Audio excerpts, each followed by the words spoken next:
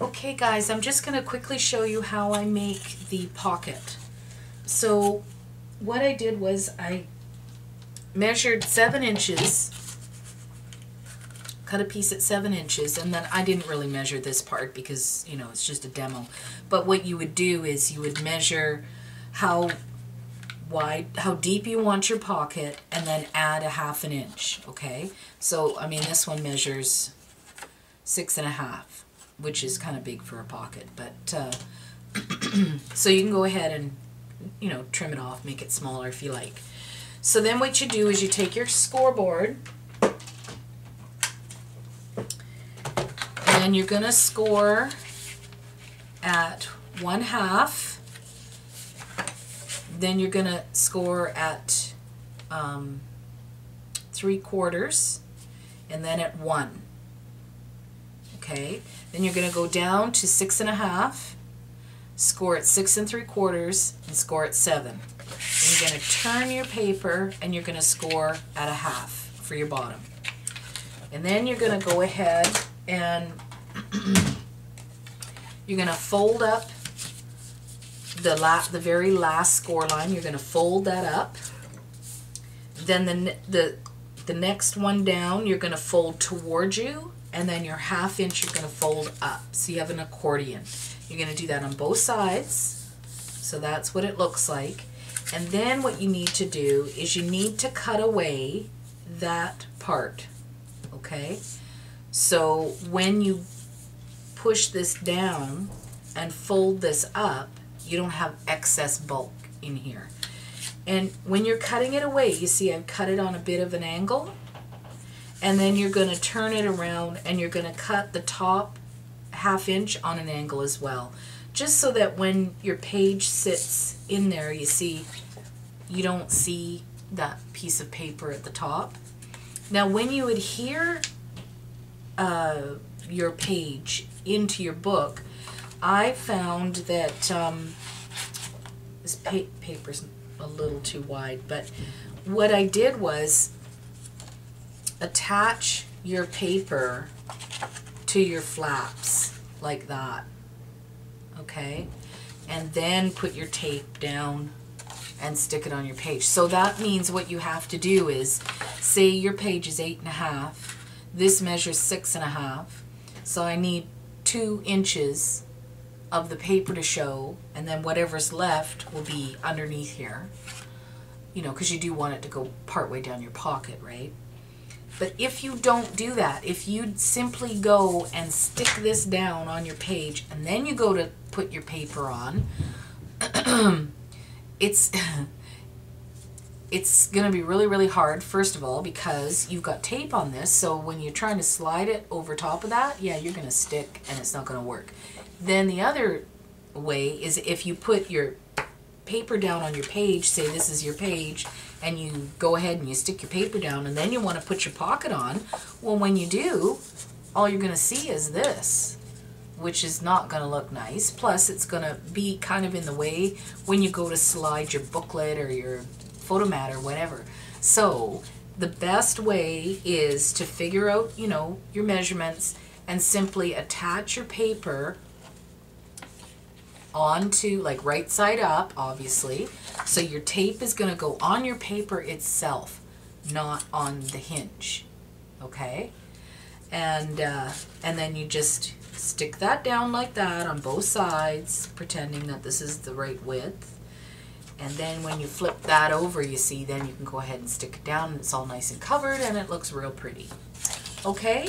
The other thing I wanted to tell you real quick was I did finish the 3rd page. Now I've already put it in the book. When I design the next page, I'll actually show you how to put them in the book. Okay, so this is what I ended up doing, was I wanted it to mirror each other. So I took one of the cutouts and all I did was mat it on black cardstock, and I used my EK punch and punched out the smaller corners out of this chevron paper, and that's a little photo mat that just goes in this little pocket here. For some reason doesn't want to go in the pocket. There we go. And then I made a belly band instead on the front. I wasn't going to do anything, and then I thought, you know, I kind of want to do something different. So I made a belly band, which is really easy to do. All you do is, however wide you want your belly band to be, you add an inch on the ends, score a half, and then what I do is I wrap it behind my matted paper. So I do that first, and then I mat the whole paper down. That way you don't see anything under here. When you take this out, you don't see anything. Plus it doesn't hit anything either, okay?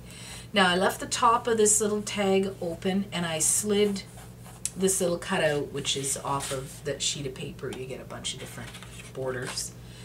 And I'll probably go in with a little bit of glue and just glue that down so it looks nicer. Then I created a little booklet, and these were fussy cut out of the paper line. This was the leftover piece from that sheet of paper, and then on the back I just did the polka dots.